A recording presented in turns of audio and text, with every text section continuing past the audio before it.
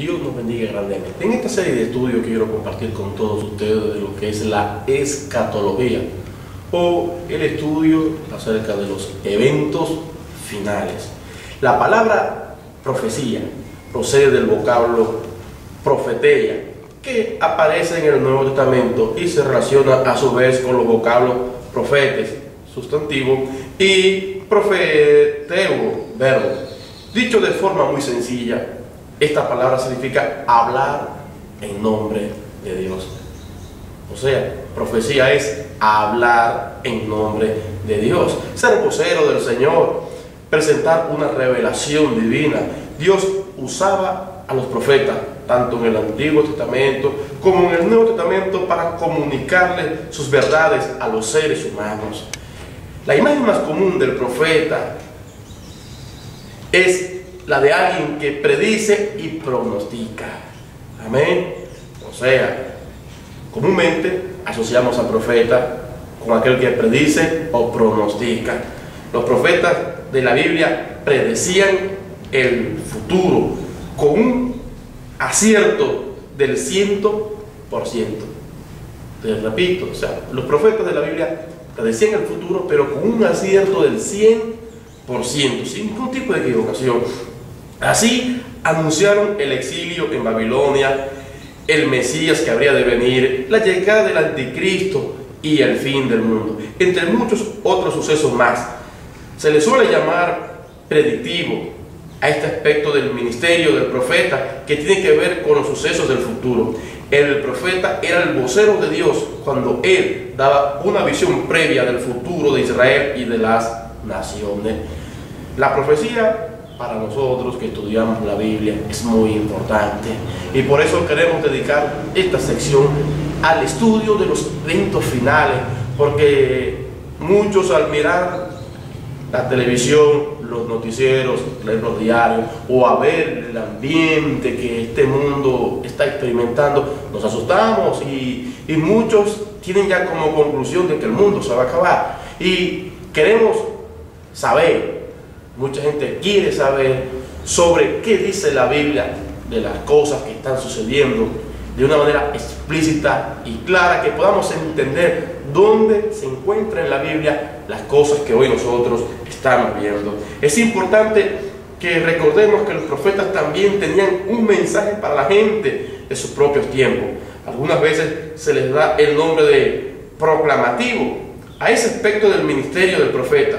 No tiene que ver tanto con sucesos futuros como con los del presente. El profeta proclamaba el mensaje de Dios ante su propia generación, llamándola siempre a la verdad que Dios tenía para ella en aquellos momentos, diciendo: Jehová dice así. Dentro del estudio de la profecía hay tres puntos principales que alegan sus intérpretes. Los principales puntos son: primero, el punto de vista amilenarista. Número uno, punto de vista amilenarista. El prefijo a antes de la palabra milenio denota negación de esta palabra. Por allí entendemos que los amilenaristas niegan la existencia de un probable milenio. Entonces, literalmente significa no milenio. Sin embargo, no es esto exactamente lo que creen quienes sostienen este punto de vista. Los amilenaristas sí creen que Cristo reinará durante un periodo.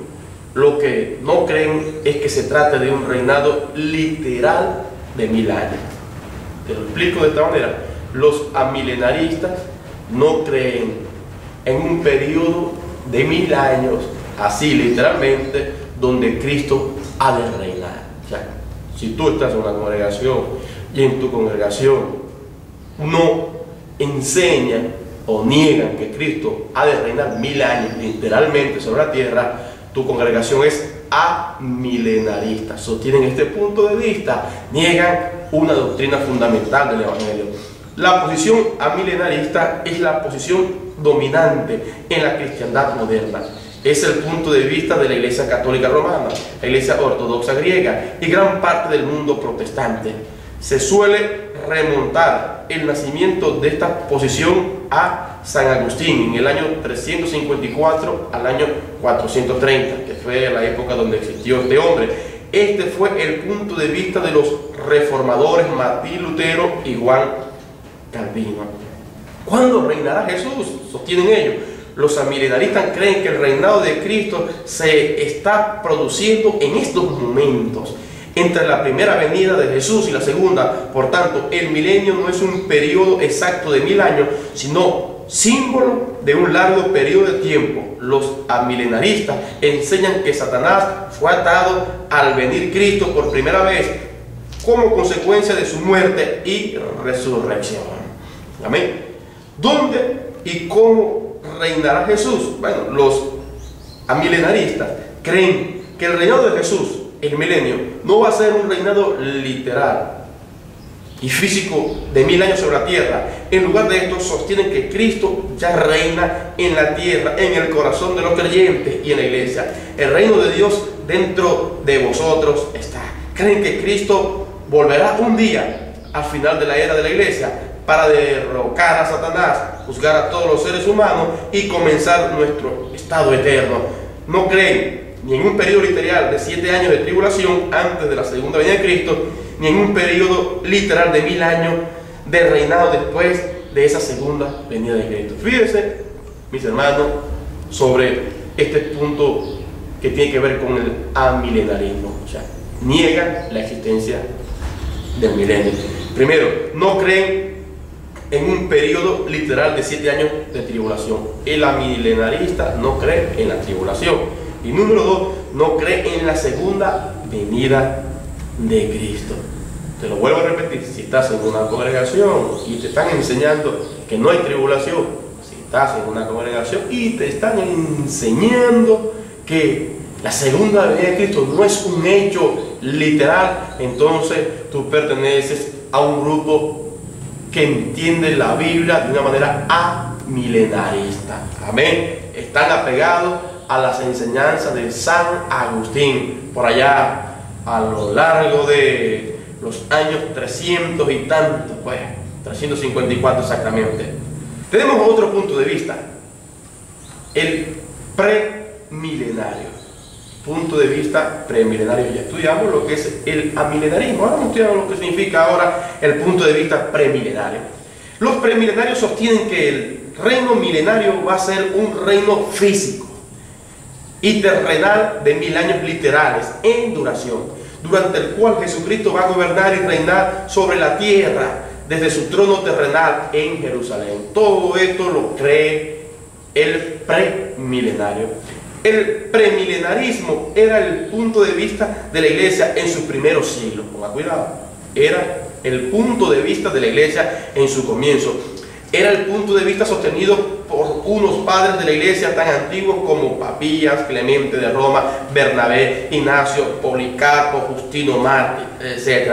Después del siglo III comenzó a mermar y fue reemplazado por el amilenarismo como punto de vista predominante. Empezó a regresar a mediados del siglo XIX y en estos momentos es una forma popular de entender los últimos días.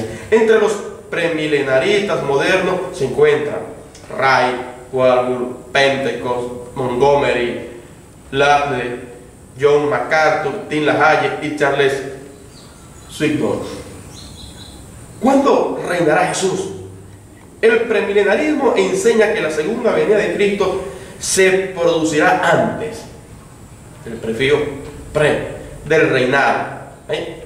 Cristo viene antes del milenio. Por eso la palabra premilenarista. Cristo viene antes, su reino viene antes. De hecho, el reinado milenario es inaugurado con la vuelta de Cristo a la tierra. Él regresará al final de un periodo literal de 7 años lleno de juicios terribles, la gran tribulación. ¿Dónde y cómo reinará Jesús? Presta atención. Según este punto de vista, el reino no va a ser establecido por la conversión de las almas durante un periodo de tiempo, sino de manera repentina y poderosa. Por la gloriosa venida de Cristo del cielo a la tierra, Satanás será encadenado durante 1000 años, el tiempo que durará el reino de Cristo. Apocalipsis 20, 1 al 3. La maldición quedará anulada, el pueblo judío será restaurado a sus antiguas tierras y Cristo reinará sobre la tierra con justicia, paz y gozo. Es importante observar que la mayoría de los premilenaristas aceptan que Jesús gobierna a la iglesia durante la era presente como cabeza y que ciertamente reinará en los corazones de los suyos. Él era, es y siempre será el soberano del universo. Dos puntos de vista que me llaman mucho la atención, mis hermanos. Después estudiamos el tercero. Pero el amilenarismo, por un lado, te niega el establecimiento de un reino milenial. El premilenarismo acepta el milenio como un reino literal. Ahora bien, ¿qué dice la Biblia sobre cuál de estas dos posiciones es la más aceptada? Hay muchas formas de entender la Biblia y cada quien puede entenderla desde un punto donde quiera pararse. Para estudiar la Biblia, primero hay que acudir a ella. O sea, la Biblia se interpreta acudiendo a ella, ¿no? Y buscando en ella su propia luz. ¿Sí? La Biblia no es de interpretación personal. Yo la tomo y la expreso según lo que yo concibo para expresarla. La Biblia se interpreta a sí mismo. Y para poder recibir luz y poder explicarla, cada quien tiene que necesitar la ayuda del Espíritu Santo, quien es el que le permite la luz y el entendimiento a las personas para poder comprender lo que está en ella escrito. Porque la Biblia enseña, revela el propósito de Dios. Dentro de las Escrituras nosotros vamos a conocer una gran cantidad de profecías, declaraciones de parte de nuestro Señor Jesús, que nos van a ir aclarando poco a poco, paso a paso, todas las dudas que tengamos acerca de los tiempos que estamos viviendo y los eventos que están acá, bueno, encimándose sobre nosotros y nos están haciendo pensar de que el tiempo está cercano, el fin viene. Dios le bendiga.